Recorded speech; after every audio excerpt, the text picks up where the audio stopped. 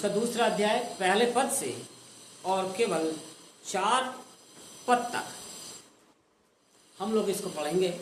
बहुत ही जाना पहचाना पद है।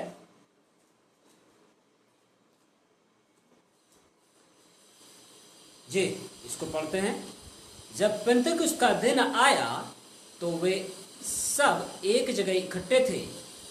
एकाएक आकाश से बड़ी आंधी की सी सनसनाहट का शब्द हुआ और उससे सारा घर जहाँ वे बैठे थे गूंज गया और उन्हें आग की सी जीभें फटती हुई दिखाई दी और उनमें से हर एक पर आ ठहरी। वे सब पवित्र आत्मा से भर गए और जिस प्रकार आत्मा ने उन्हें बोलने की सामर्थ्य दी वे अन्य अन्य भाषा बोलने लगे। Let's close our eyes. पवित्र आत्मा, हम आपका स्वागत करते हैं। हमारी जिंदगी आपके सम्मुख है पिता, अपने अनुग्रह में ढाप ले प्रभु और होने दे परमेश्वर। अब तेरा बुद्धि ज्ञान समझ का आत्मा हमारे जीवन पे छाया करे प्रभु। आज हमसे बोल और बातचीत कर। मैं अपने आप को प्रभु पूरे तरीके से तुझ में समर्पण कर देता हूँ। मेरे कानों को खोल ताकि आपकी मीठी आवाज को सुन सकूं और इन प्रियजनों के कानों पे भी प्रभु आपके पवित्र लहू को मैं लगा देता ताकि प्रभु जो कुछ सुना जाए वो ठहर जाए। हर एक जो यहाँ पे बैठे हैं, हर एक जो ऑनलाइन प्रभु सुन रहे हैं, उन सब के जीवन पे तेरा कब्जा हो जाए और पवित्र आत्मा आपका अभिषेक बहने देना प्रभु और इसकी गूढ़ बातों को आज हमसे बोल और बातचीत कर। सारा आदर महिमा आपको देते मसीह यीशु के जीवित नाम से मांगते, आमेन आमेन। सो यहाँ पे ऐसा लिखा हुआ है कि जब पेंतेकुस्त का दिन आया, डे ऑफ पेंटिकॉस्ट जो है, इसको इंग्लिश में हम कहते हैं, तो क्या हुआ? वे सब एक जगह इकट्ठे थे। आज लोग अपने जीवनों के अंदर पेंटिकॉस्ट के इस घटना को तो देखना चाहते। पेंटिकॉस्ट के इस जो हलचल वहां पे हुई है कि पवित्र आत्मा आया, आकाश में सनसनाहट हुई, सब कुछ हुआ, भूडोल हुए, सब कुछ हो गया और लोग क्या कर रहे हैं? लोग परमेश्वर के आत्मा से भरते चले गए। पर उसका जो पहला भाग इस बात को कहता है कि जब पेंतेकुस्त का दिन आया तो वो क्या थे? वो सब के सब एक जगह पे इकट्ठे थे। लोग आज यही पे सबसे बड़ा धोखा खाते हैं कि जब वो इकट्ठा होना क्या कर देते हैं? बंद कर देते हैं और चाहते हैं कि उनके जीवन के अंदर छुटकारा आ जाए, डर चला जाए, कमजोरी चली जाए और उनके जीवन जो है आजादी में, आबादी में, आनंद और उत्सव में प्रभु में आगे बढ़ते चले जाए। लेकिन वो पहले भाग को भूल जाते हैं। और ये क्यों वहां पे इकट्ठे थे? क्योंकि यीशु ने ये कहा था, लूका में जाओगे तो वहां पे ये बातें दिखाई देती हैं। वो कहता है जब तक तुम ऊपर से सामर्थ को ना पाओ तब तो क्या करना? ठहरे रहना, तब तक ठहरे रहना। पर लोग ठहरना जानते ही नहीं हैं। ये कहता है कि जब पेंतेकुस्त का दिन आया तो वे सब के सब एक जगह पे इकट्ठा थे। आज मैं और आप कितना इकट्ठा होते हैं? आज मैं और आप कितना संगति के लिए अपने आप में ललायत होते हैं कि हम एक साथ इकट्ठे हों और परमेश्वर का अभिषेक या परमेश्वर का छुटकारा या उसकी शांति या उसके वचन की गूढ़ बातें आपके जीवन में ठहर जाएं। कितना लोग इकट्ठा होते हैं? आज लोगों ने इकट्ठे होना बंद कर दिया है। आज लोग जो हैं अपने आप को एकाकी या एकांतवास में रखना पसंद करते हैं, लोगों से मिलना पसंद नहीं करते और that's why they are not able to receive God's glory or God's deliverance in their life। और इसी का कारण है कि वो अपने जीवनों के अंदर छुटकारा, शांति, आनंद को प्राप्त नहीं कर पाते।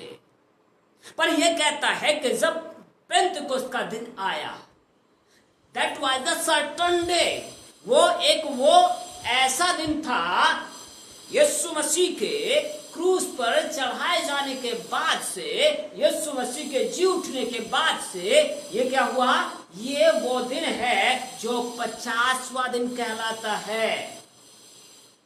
और यीशु ने क्या कहा, यीशु ने ये कहा कि जब तक तुम सामर्थ ना पाओ तब तक क्या करे रहो, वहीं पे ठहरे रहो। यरूशलेम को ना छोड़ना, अपने उस भक्ति की जगह को ना छोड़ना, जब तक कि तेरे अंदर सामर्थ ना आ जाए, जब तक कि तेरे अंदर बोल्डनेस ना आ जाए, जब तक कि तेरे अंदर डिलीवरेंस ना काम कर जाए, तब तक तू अपने उस भक्ति के स्थान को ना छोड़ना। आज कितना हम अपने डिलीवरेंस को लेने के लिए, छुटकारे को लेने के लिए, कितना आज हम परमेश्वर की उपस्थिति में अपने आप को रखते हैं।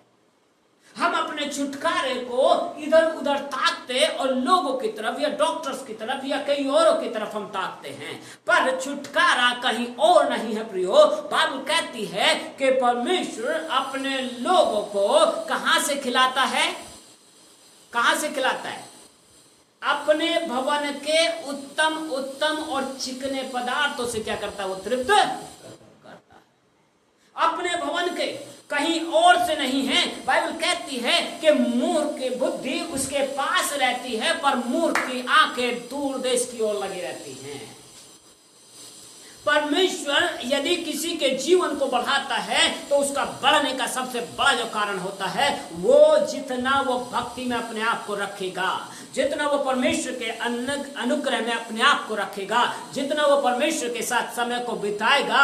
और बाइबल कहती है कि हम परमेश्वर के मंदिर हैं, और परमेश्वर यहीं पे जब काम करता है तो इसी के अंदर ऐसी चीजों को लेके आता है, हमारे लिए उत्तम द्वारों को खोल देता है।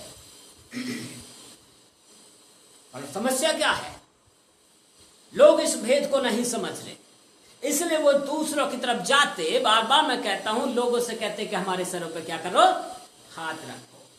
हाथ जो है, पिछले सप्ताह में मैंने उदाहरण दिया था, बच्चे को आप कब तक उंगली पकड़ करके चलाओगे, जब तक बच्चा तभी तक तो चलाओगे, उसके बाद क्या करोगे, उसको अपनी निगरानी में रखोगे, उसके बाद कहोगे अब चल, यही होता है ना। लेकिन मसीहत में लोग पता नहीं क्यों बच्चे ही बने रहना चाहते, मसीहत में क्यों लोग मैच्योर और आगे बढ़ना नहीं चाहते। ये कहता है सिर्फ तब तक ठहरे रहो जब तक कि तुम ऊपर से सामर्थ्य ना पाओ, उसके बाद आपको दौड़ना है, और ऐसा दौड़ना है धीरज के साथ, जल्दबाजी तब भी नहीं है। वचन कहता है सामर्थ पाली, लेकिन धीरज के साथ दौड़ना है, दौड़ नहीं लगानी ऐसी वाली जो जल्दबाजी वाली है, क्योंकि जल्दी का काम किसी और का है, जल्दी का काम परमेश्वर के पुत्र और पुत्रियों का नहीं है। उनका काम है पूरे धीरज के साथ प्रभु में आगे बढ़ते जाना। ये कहता है कि जब पेंतिकुस्त का दिन आया, आपके दिन पेंतिकुस्त का दिन किस दिन है प्रियो? मेरे जीवन के लिए पेंतिकुस्त का दिन कौन सा है, ये कोई और डिसाइड नहीं करेगा, ये कोई और डिसाइड नहीं करेगा, क्योंकि पेंतिकुस्त का दिन तो आ चुका, और यीशु ने अपने किए वादे को अपने चेलों के ऊपर प्रकट भी कर दिया, और पवित्र आत्मा ठहर गया। और वचन कहता है लोगों ने क्या देखा, 5वें पद कहता है आकाश के नीचे की हर जाति, हर एक जाति में से भक्त यहूदी यरूशलेम में थे, क्या? लेकिन उससे पहले अगर 3 पद को पढ़ोगे, और उन्हें आग की सी जीभें फटती हुई दिखाई दी, और उनमें से हर एक के ऊपर आकर ठहर गई। हर एक सुनेगा, हर जाति गवाह ठहर जाएगी, हर जाति के लोग इस बात की गवाही देंगे कि इनके जीवन में कुछ परिवर्तन आया है। पर आज वो क्यों आपके जीवन को देख करके गवाही नहीं दे पाते? क्यों? क्योंकि हम ठहरते नहीं हैं, हमारे जिंदगियों में पेंतिकुस्त का दिन आया ही नहीं है। यीशु मसीह के जी उठने के बाद जो पेंतिकोस्त का दिन आना चाहिए, जब तक कि उसने कहा जब तक कि तुम ऊपर से ना पाओ ठहर जाओ। सो हम ठहरे नहीं हैं तो हमारे जीवन में पेंतिकोस्त का दिन कहां से आएगा? ठहरना आपके जीवन का, स्वयं के जीवन का पेंतिकोस्त ले आता है, और पेंतिकोस्त के अंदर आश्चर्य कर्म होते हैं, और सबसे बढ़कर के पवित्र आत्मा की भरपूरी आपके जीवन के अंदर आ जाती है। सो यदि आपके जीवन के अंदर मसीहत में चलते चलते और आज तक आपके जीवन में ऐसा अनुभव नहीं आया है, तो प्रियो ठहर जाइए। Don't look at each and every persons life. किसी और के जीवन को देखना बंद करके अपने जीवन को देखना शुरू करें और ठहर जाएं। और शायद परमेश्वर यही चाहता है कि कलीसिया ठहर जाए, और जब कलीसिया ठहरेगी, लोग ठहर जाएं उसकी उपस्थिति में, और जब ठहरेंगे तो पेंतिकोस्त आ जाएगा। आमेन, आमेन। पेंतिकोस्त आ जाएगा। पेंतिकोस्त किसी और के लिए नहीं कहा गया है, लेकिन यीशु की खुद की क्या है, उसकी भविष्यवाणी कह लीजिए या उसका वादा कह लीजिए कि ये आएगा, और जिस दिन वो आएगा तो क्या होगा? पवित्र आत्मा आ जाएगा, और पवित्र आत्मा की उपस्थिति आपको भर देगी, और जब आपको भरेगी तो आपकी सोचों को नया कर देगी, और न केवल सोचों को नया करेगी, लेकिन आपका देखने का नजरिया क्या हो जाएगा? बदल जाएगा। अब आप मछली पकड़ने के लिए वापस नहीं जाओगे। अब क्योंकि पतरस ने क्या किया, यीशु मसीह के मरने के बाद जी उठे हैं, लेकिन उसके बावजूद पतरस किसको लिया? यूहन्ना भी चला गया, याकूब भी चला गया, और हर एक उनके साथ फिर से क्या कर गए? जिस कारोबार से निकल के आए थे प्रभु में, उसी में वापस चले। कई बार लोग जिस बैकग्राउंड से आते हैं, जिन जिन जगहों से आते हैं, कई बार वो वापस चले जाते हैं। क्यों? क्योंकि डर लगता है, लोग क्या कहेंगे, शर्म लगती है, कमजोर हो जाते हैं। शुरुआत के दिनों में तो बहुत अच्छे से प्रभु के साथ चले, लेकिन फिर कमजोरी क्या करती है? घर करने लग जाती है शरीरों के ऊपर, आत्मा में कमजोरी आने लगती है, और यहाँ सोचता है आदमी अब भी कुछ भी, यहाँ भी कुछ नहीं है, इससे वापस जैसे थे वैसा करना शुरू करते हैं, और यहीं पे धोखा खाते हैं।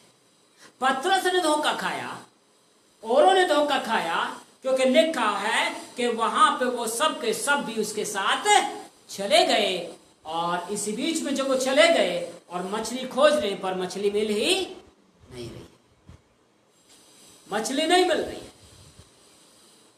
और तब यीशु ने कहा, हे बालको, तुम्हारे पास कुछ खाने को है? क्योंकि आए तो तुम बड़ी जिज्ञासा के साथ थे कि हम फिर से अपने उसी रोजगार में चलेंगे, हम फिर से अपने उसी कारोबार को इकट्ठा करेंगे, हम फिर से, क्योंकि मसीह तो खत्म हो गया। कई बार आप लोगों के जीवन में भी, हम लोगों के जीवन में भी ऐसे ही क्षण आते हैं जहां कुछ भी नहीं होता, और आदमी सोचता कि अब सब कुछ, प्रभु भी नहीं सुन रहा है, शायद प्रभु कुछ है ही नहीं। कई लोग बोलना शुरू कर जाते हैं अपने जीवन की परीक्षाओं को देख करके, पर यहीं पे ठहरना जरूरी है, और जब आप यहाँ पे ठहरते हैं, आपके जीवन का पेंतिकोस्त आ जाएगा। आमेन। आपके जीवन का पेंतिकोस्त आ जाएगा। ये तो बाइबल कह रही है कि जब पेंतिकोस्त का दिन आया तो वो क्या थे? इकट्ठा थे, पर ये तो पहले भी इकट्ठा थे। जिस रोजगार से निकले उसमें वो इकट्ठे ही वापस गए, पर जब यीशु ने उनको जीवन को छुआ, फिर से उनके जीवन को फिर से खींच के लेकर आया, तब वो क्या करने लगे?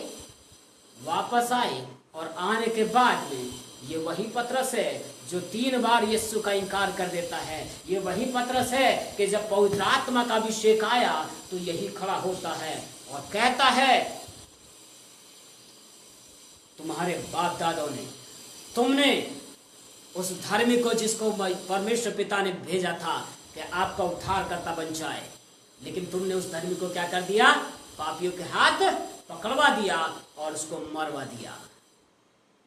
यही पतरस जो एक लड़की के बोलने पे कि तू भी तो उन्हीं में से है, लेकिन यही पतरस कहता है मैं उनमें से नहीं हूं, पर अब इसको कोई रोक नहीं सकता, अब कोई इसको कुछ नहीं कह सकता, क्योंकि ये खड़ा है। और बाइबल कहती है पहले ही दिन के अंदर 3000 लोग इसके पास आ गए, मसीह के पास आ गए और इनसे कहने लगे चेलों से कि हे महाशय हम क्या करें। आपके जीवन का पेंतुकोस्त कब है? सवाल तो ये उठता है।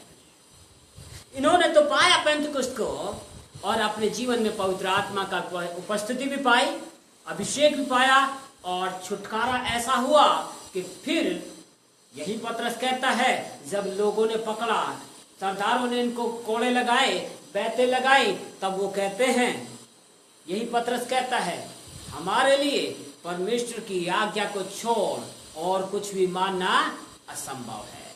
क्या ये तुम ही न्याय करो कि हम परमेश्वर की आज्ञा को माने या तुम्हारी आज्ञाओं को माने? आपके जीवन का पेंतुकोस्त कब आएगा?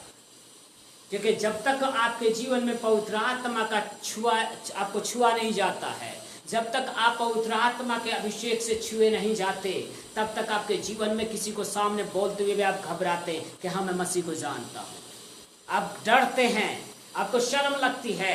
लेकिन जब पवित्र आत्मा आ जाता है तो वो आपको बोल्ड कर देता है, आपको बोल्ड कर देता है, आपको हियाव में लेके आता है, आपके अंदर से डर को खत्म कर देगा, आपके अंदर से कमजोरी को खत्म कर देगा। तो मेरा सवाल फिर भी वही है, आपके जीवन का पेंतिकोस्त कब आएगा? क्योंकि यदि आपके जीवन का पेंतिकोस्त नहीं आया है तो प्रियो हम अभी भी किसमें हैं? अभी भी हम बंधनों के अंदर हैं, अभी भी हम डर के अंदर हैं।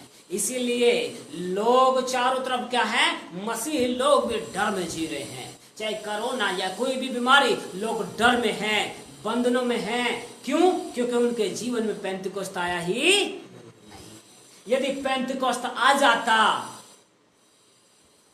तो 1:8 कहता है, प्रेरितों के काम 1:8, जब तुम क्या पाओगे? पवित्र आत्मा आएगा तो तुम क्या पाओगे? सामर्थ पाओगे। वो सामर्थ ऐसे नहीं आती है, और परमेश्वर का वचन कहता है कि जब तुम पे पवित्र आत्मा आएगा तब तुम क्या पाओगे? सामर्थ पाओगे, और सामर्थ पा करके क्या बनोगे? गवाह ठहरोगे। गवाह, अब यहां पे मैं आपके ध्यान को थोड़ा सा खींचना चाहता हूं। मुकदमों में क्या होता है? गवाह खड़े किए जाते हैं। यदि गवाह अपनी सच्ची की गवाही ना दे, सत्य की गवाही ना दे, तो क्या होगा? आप मुकदमा जीत जाओगे? नहीं जीत पाओगे। गवाह को इसलिए रखा जाता है ताकि वो सत्य की गवाही दे। पर ये दुनिया के गवाह की बात नहीं कर रहा है, ये गवाह की बात कर रहा है जो सर्वशक्तिमान परमेश्वर के सामर्थ्य के गवाह ठहर जाएं, उसके जी उठने की सामर्थ्य के गवाह ठहर जाएं। पर यदि आपके खुद के जीवन में आप जी नहीं उठे हैं, यदि आपके खुद के जीवन में अभी पेंतिकोस्त नहीं आया है, यदि आपके जीवन के खुद के अंदर जो है पवित्र आत्मा की उपस्थिति नहीं आई है, तो ना तो आप गवाह ठहर पाओगे, क्योंकि गवाह क्या करते हैं? संसार के गवाह मुकर जाते हैं, और मुकर गए तो केस क्या हो गया? कमजोर पड़ गया। अब इसकी चीज को मसीहत में कैसे समझें? बाइबल कहती है कि हम स्वर्ग के राज्य के गवाह हैं, हम राजदूत हैं। लेकिन अगर हमारी गवाही कैसी है? यूहन्ना कहता है सच्ची है, क्योंकि हमने उसको छुआ है। जिसको हमने छुआ, जिसको हमने चखा, जिसके हम संग रहे, मैं उसकी गवाही देता हूं और उसकी गवाही सच्ची है। यूहन्ना इस बात को कहता है। पर आज आपकी गवाही कैसी है? क्या यीशु को आपने छुआ है? क्या यीशु को आपने जो है अपने जीवन में चखा है? क्या यीशु आपके जीवन में से होकर के चला फिरा है? यदि ऐसा है तो आप सत्य की गवाही दोगे, और सत्य की गवाही देने वाला कभी मुकरता भी नहीं है। पर आज बहुत से लोग यीशु के मृत्युंजय के गवाह ठहरने के बाद भी वापस हो गए हैं और मुकर गए हैं उस सत्य से, और भरोसा किस पे चला गया? संसार और संसार की बातों के ऊपर।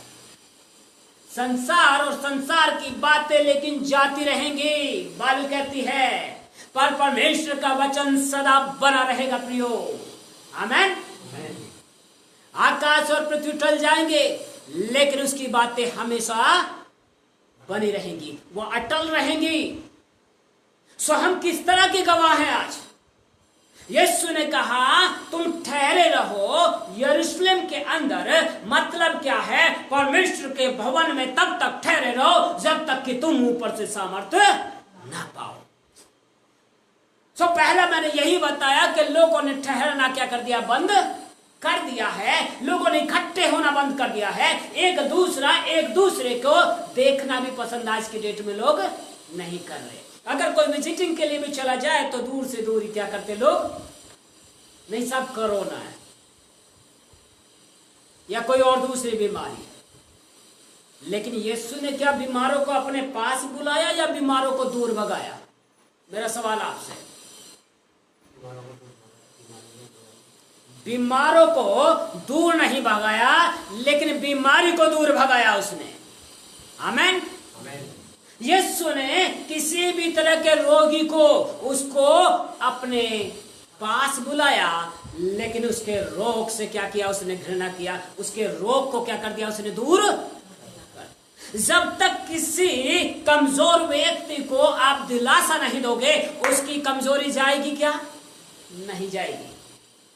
कमजोर को, निराशित व्यक्ति को आपको बलवंत करना पड़ेगा, तब वो आपके करीब आएगा, वो बलवंत हो जाएगा, उसकी निराशा जाती रहेगी। व्यक्ति वही है, समस्याएं तो हैं लेकिन समस्या का समाधान यीशु के पास है। समस्या का समाधान परमेश्वर के वचन में है प्रियो।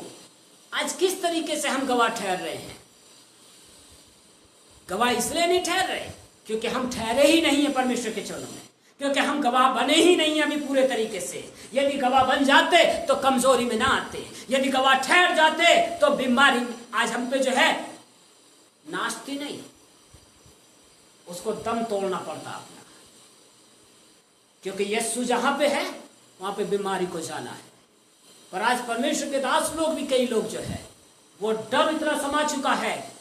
लेकिन मैं फिर कहूंगा क्योंकि पेंतिकोस्त उनके दिन में आया ही नहीं है, उनके जीवन के अंदर पेंतिकोस्त का दिन आया ही नहीं है। वो ठहरे ही नहीं है परमेश्वर के चरणों में। अगर वो ठहर जाते तो पेंतिकोस्त का दिन आ जाता। और जब पेंतिकोस्त आता है, हालेलुया, जब पेंतिकोस्त आता है तो छुटकारा आता है। जब पेंतिकोस्त आता है परमेश्वर की आत्मा का बहाव आता है और परमेश्वर आग का शोला बनाता है अपने लोगों को। और जहां आग होगी वहां कमजोरियां रुकेंगी, बीमारियां रुकेंगी, समस्याएं रुकेंगी? नहीं रुकेंगी, क्योंकि आग अच्छे से अच्छी चीजों को गला के रख देता है। इसलिए यीशु ने कहा जब तक गेहूं का दाना भूमि पर पड़कर मरता नहीं है तब तक वो फल भी नहीं लगता। आज बहुत से लोग मरे नहीं हैं। आज बहुत से मसीहों के अंदर जो है वो पुरानापन गया ही नहीं है। आज बहुत से मसीही अपने आप को मसीह तो कहते लेकिन उनके अंदर जो है वो पुरानापन जब गया नहीं है तो नया आएगा कहां से? पुराने को मरना जरूरी है यदि हम फलवंत होना चाहते हैं। लेकिन मरता वो कहीं बाहर नहीं है, मरता प्रभु के उपस्थिति में है। जब परमेश्वर की आग आती है तब मरता है, तब जिंदा होता है यीशु के नाम में वो। तब परमेश्वर का आत्मा लोगों के जीवनों को झंझोड़ता है और आदमी, उसकी निराशा चली जाती है, बीमारी जाती है, कमजोरी दम तोड़ती है और यीशु के नाम में वो व्यक्ति क्या होता है? उठ खड़ा होता है, हियाव आ जाता है। आज बहुतों के हियाव चकनाचूर हो गए थे क्योंकि पेंटिकोस्ट में से होके नहीं गए। पेंटिकोस्ट किसी पेंटिकोस्टल व्यक्ति का नहीं है, पेंटिकोस्ट शब्द जो है बाइबल का शब्द है प्रियो, बाइबल का शब्द है। और बाइबल कहती है कि वो ठहरे रहे। और जब एक सर्टेन डेज आया, वो एक निश्चित दिन आया, उस दिन क्या हुआ?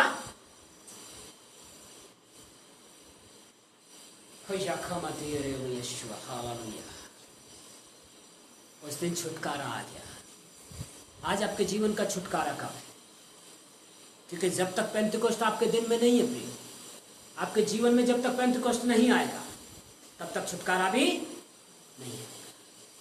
थोड़ा बहुत हीलिंग आ जाएगी, लेकिन कंप्लीट डिलीवरेंस नहीं आता है तब तक। इसलिए आज मसीही लोग जो बहुत सालों से प्रभु के पीछे चल रहे हैं, वो भी अपने आप को ऐसे कमजोर कर लिए हैं, क्योंकि वो ठहरे ही नहीं हैं, इकट्ठे ठीक से हुए ही नहीं हैं, पेंटिकोस्ट का दिन आया ही नहीं है। और यदि पेंटिकोस्ट का दिन आया है तो वो व्यक्ति मरा नहीं है, वो व्यक्ति मर जाएगा तो प्रभु उसको उठा के रखेगा। कमजोरियां उस पर हावी नहीं हो पाएंगी, टक्करें तो लगेंगी। मैं ये नहीं कह रहा कि बीमारी आपके पास नहीं आएगी, आएगी, पर उसको जाना पड़ेगा, उसको दम तोड़ना पड़ेगा। बहुत से लोग आज इसीलिए चले गए, बहुत से लोगों ने आज अपने आप को इसीलिए कमजोर कर लिया है, क्योंकि उन्होंने इकट्ठे होना लोगों के साथ बंद कर दिया है। और जो ऐसा करता है, नीति वचन 18 कहता है, जो ऐसा करता है अपने इसको दूसरों से अलग कर लेता है, वो क्या कर लेता है? वो अपनी ही इच्छा पूरी करने के लिए ऐसा करता है। क्योंकि जब आप इकट्ठे होते हो तो आप एक दूसरे को और गहराई से जानते हो। जब आप इकट्ठे होते हो तो परमेश्वर का प्रेम आपको कायल करता है और पवित्र आत्मा कंपेल करता है, आपको कचोटता है और एक दूसरे के लिए आपको उबारता है। एक दूसरे के लिए गिड़गिड़ाने के लिए आप तत्पर रहते हो, प्रार्थना में आप समय बिताते हो। एक दूसरे को आप क्या करोगे? दिल से प्रेम करोगे। और जब दिल से प्रेम करोगे तो एक दूसरे की चिंता भी करोगे। पर ना तो आज चिंताएं हैं कलीसियाओं में, ना आज प्रेम है, और ना ही कुछ और दिखाई देता है जो बाइबल कहती है। लेकिन जब इकट्ठा होते हैं प्रभु की उपस्थिति में, और जितना परमेश्वर की उपस्थिति में रहेंगे, परमेश्वर का आत्मा आएगा और वो क्या करेगा? लोगों को कंपेल करेगा, उनके मनों को वो कायल करेगा और एक दूसरे के लिए उबारेगा, एक दूसरे के लिए वो गड़गड़ाएंगे। प्रेम आएगा, और जहां प्रेम आएगा वहां पे पर यूनिटी आएगी, एकता आएगी। और जहां एकता आएगी, बाइबल कहती है वे सब के सब एक जगह इकट्ठे थे। एक जगह इकट्ठे होने का परिणाम हम आगे देख रहे हैं। एक जगह जब आप इकट्ठे होते हैं, प्रेम उत्पन्न होता है। एक जगह जब इकट्ठे होते हैं, परमेश्वर की उपस्थिति आती है। एक जगह जब इकट्ठे होते हैं तो आपस में यूनिटी बढ़ती है। एक जगह जब इकट्ठे होते हैं तो परमेश्वर आपको बोल्ड करता है, आपका हियाव को बढ़ा देता है। और जब आपके हियाव को बढ़ाता है, आप गवाह ठहरने के लिए तत्पर हो जाते हो, आप कमजोर नहीं पड़ोगे। पौलुस कहता है, मैं कमजोर हूं लेकिन बहुतों को बलवंत कर देता हूं, कंगाल दिखाई देता हूं लेकिन बहुतों को धनी कर देता हूं। हालेलुया। आप समझ रहे इस चीज को? उसके पास वो कहता है मेरे पास हर चीज बहुतायत में है। वो कहता है हर चीज बहुतायत में है, पर फिर भी कहता है उस बहुतायत को दूर करते हुए मैं कंगाल सा दिखाई देता हूं, पर मैं बहुतों को धनी बना देता हूं। हम कब तक अपने आप को ऐसे कमजोरी में रखेंगे? हम कब तक अपने आप को ऐसे निराशा में रखेंगे? हम कब तक ऐसे बने रहेंगे कि हम कुछ प्रभु को जानते ही नहीं हैं? हम कब तक ऐसे रहेंगे कि जैसे संसार कर रहा है हम भी वैसे ही कर रहे हैं? सो मैं बार बार एक ही बात कहता हूं, गुलाम की संतान में और परमेश्वर के पुत्रों की संतान में फर्क नजर आना चाहिए। आज मसीह लोग व्यवहार कर रहे हैं गुलामों की संतान के समान है, लेकिन बाइबल कहती है कि हमारा परमेश्वर राजाओं का राजा है। तो जब राजाओं का राजा है तो we have to act like that. किसके समान हम एक्ट करें, किसके समान हम एक्शन करें? राजाओं के राजा की संतान होने के नाते या गुलाम की संतान होने के नाते किसके समान हम करें? राजाओं के राजा की संतान होने के नाते। और राजा की संतान कमजोर बन के नहीं खड़ी होती थी, गला कटवा देगा अपना, लेकिन सर आज न जाने कितने मसीहों के सर झुक चुके हैं, क्योंकि विश्वास को वो लेके चल ही नहीं पा रहे। उनका फेथ बिल्कुल मर चुका है, विश्वास कहीं भी दिखाई नहीं देता है। हमारी कैटेगरी किस में है आज? आज हम किस में आते हैं? क्या हम गुलामों की तरह व्यवहार कर रहे हैं? यीशु ने कहा, तुम अपने पिता किससे हो? जिसका नाम नहीं लेना चाहिए, बाइबल कहती है। तो लोग कहते हैं हमारा पिता तो अब्राहम है, लेकिन यीशु ने क्या कहा? अगर अब्राहम तुम्हारा पिता होता, अगर परमेश्वर तुम्हारा पिता होता, तो क्या होता?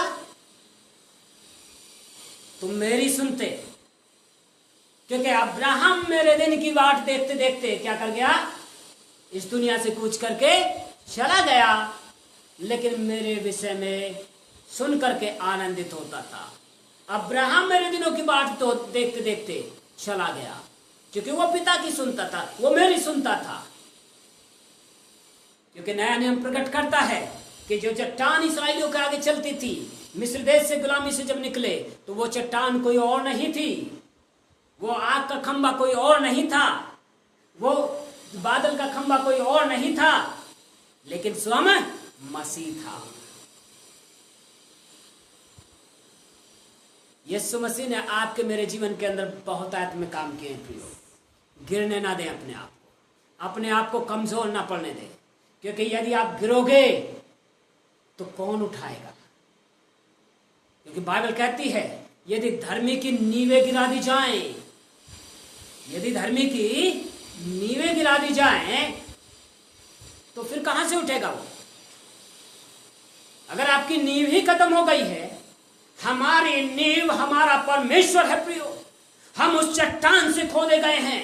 बाइबल कहती है कि अपने उस मूल पुरुष पर ध्यान करो जिसमें से तुम खोदे गए हो। हमारा मूल पुरुष स्वयं यीशु मसीह है, जिसमें से आपको मुझको खोदा गया है। सो वो कैसी चाल चला, ध्यान कीजिए। वो हमेशा अपने सिद्ध करने वाले की ओर ताकता रहा। हम भी अपने सिद्ध करने वाले यीशु की ओर ताकते रहें, ठहर जाएं और अपने जिंदगियों में पेंतिकोस्त लेकर के आ जाएं। जब पेंतिकोस्त ले आएंगे, आप डरोगे नहीं, आप कमजोर नहीं पड़ोगे। आपके अंदर जो बीमारियां आपको टकराएंगी तो सही, ध्यान रखें इस बात का। मैं ये डिक्लेयर नहीं कर रहा कि बीमारी आपको छुएगी नहीं। क्यों? क्योंकि बीमारी छूती है आपकी खुद की अज्ञानता के कारण, बीमारी छूती है हमारे खाने पीने के सही क्रियाओं के ना कारण। बीमारी इस कारण से छूती है, बीमारी किसी और कारण से नहीं है। पर दूसरी बात बाइबल क्या प्रकट करती है, हर बीमारी के पीछे जो हाथ होता है वो किसका होता है? शैतान का हाथ होता है। इसलिए उसकी नब्ज को पकड़ जाइए और ठहरना सीख जाइए। आप ठहरोगे और इकट्ठे होकर के ठहरना सीखिए, कलीसियाई रूप में इकट्ठा होइए। और अगर आपकी कलीसिया डरती है, हमारे साथ आ जाओ, कलीसियाई रूप में इकट्ठे हो, विश्वास के योद्धाओं के साथ इकट्ठे हो। और इकट्ठे जब हो गए, प्रेम बढ़ेगा। इकट्ठे जब हो गए, परमेश्वर की उपस्थिति आएगी, आपस की एकता बढ़ेगी। और जहां एकता होगी, बाइबल कहती है यदि पृथ्वी पे दो लोग एक मन के हो जाएं और मेरे पिता से मांगे, तो वो बात उनके लिए अनहोनी नहीं होगी, वो बात पूरी हो जाएगी। Hallelujah, hallelujah. तो हमारा ध्यान किधर है? बीमारियां आएंगी, जाएंगी, समस्या आएंगी, जाएंगी, साइक्लोन आएंगे और जाएंगे, पर परमेश्वर का वचन सदा अटल बना रहेगा। सो परमेश्वर का वचन कहता है कि जब पेंतेकोस्त का दिन आया तो वे सबके साथ क्या थे? इकट्ठा थे। इसके भेदों को सिर्फ आज हमने सीखा है, सिर्फ इतना, इकट्ठे होइए और अपने जीवन में पेंतिकोस्त लेके आ जाइए। और जब पेंतिकोस्त आएगा, अद्भुत काम होगा आपके जीवन में, क्योंकि दूसरा हाथ रखे उससे बढ़ करके खुद ठहरना सीख जाइए। और जब खुद ठहरेंगे, गॉड विल डिलीवर यू, परमेश्वर आपको आशीषित करेगा। Let's close our eyes. मेरे प्रियो, अपने जीवन में पेंतिकोस्त लेके आए और प्रभु से यही प्रार्थना करें कि प्रभु काश मुझे ऐसा कर कि मैं आज अपने जीवन में, अपने जीवन के लिए पेंतिकोस्त लेके आ जाऊं, मैं ठहर जाऊं। प्रभु पिता, अब इस समय अपनी आत्मा दे प्राणों को, पूरे घराने को, कलीसिया को पिता आपके चरणों में समर्पण करते हुए आपसे कहता, प्रभु आज हमारे जीवनों में पेंतिकोस्त को दीजिए। We need your day of Pentecost Lord. प्रभु हमें पेंतिकोस्त की जरूरत है, जिसमें कि प्रभु हर एक के बंधन टूट जाए, बीमारी कमजोरियों के बंधन टूट जाए, समस्याओं के बंधन टूट जाए, ओ प्रभु जी, और हमारी निराशाएं टूट जाए यीशु जी, और हम सब के सब जोरावर हो जाए यीशु आपके नाम में। पवित्र आत्मा छू ले एक एक को और हर एक को उबार, ताकि लोगों की तरफ नहीं, तेरे दासों की तरफ नहीं, लेकिन तेरी ही और प्रभु नजरों को उठाने वाले बन जाए। प्रभु तेरे चरणों में इकट्ठे होने वाले हो जाएं, और विश्वास जाता ना रहे, लेकिन विश्वास में प्रभु परमेश्वर, धर्मी जन प्रभु परमेश्वर यदि गिर गए हैं तो उठ खड़े होना पाएंगे यीशु के नाम में। पिता अपनी महिमा को प्रकट कर, अब पूरे घराने से यहाँ बैठे हुए के जन को और कलीसिया के एक जन को पिता, और आज जो यहाँ पे नहीं है प्रभु, हर एक के जीवन पे तेरे पवित्र लहू को लगा दे यीशु के नाम में। प्रभु जी, ओ जो ऑनलाइन सुन रहे प्रभु, इन सब प्रिय जनों को भी आपके चरणों में दे देता, तेरे अभिषेक को चाहता प्रभु कि तेरी महिमा का बादल एक जमीन पे ठहर जाए, ताकि प्रभु इनके जीवनों में पेंतिकोस्त आए, और प्रभु हर एक के अंदर जिज्ञासा उत्पन्न कर, ताकि तेरे चरणों में ठहरने वाले बन जाए पिता मेरे खुदावन, ताकि हम तुझ में और तू हम में एक हो जाए यीशु, और तेरी महिमा हमारी जिंदगियों के द्वारा, हमारे घरों के अंदर, हमारे परिवारों के अंदर, और प्रभु हमारे सगे संबंधी, हमारे प्रभु ओ आस पड़ोसियों के अंदर तेरी उपस्थिति प्रभु हमारे जीवनों के द्वारा जा सके। पवित्र आत्मा एक एक के मनों को उबार और आज सबकी सहायता मदद कर। सारा आदर महिमा आपको देते हो। यदि कोई कमजोरी में है, बीमारी में है, समस्या में है, यीशु नासरी के लहू की सामर्थ में इसी घड़ी हुक्म देता, एक एक की बीमारी, एक एक की समस्या यीशु के नाम से तुम तोड़े इसी समय। I rebuke you devil, leave each one of them right now in Jesus mighty name, and I declare the glory and I declare the deliverance in Jesus mighty name. Be healed and be free in Jesus name. यीशु के नाम से आजाद हो जाए।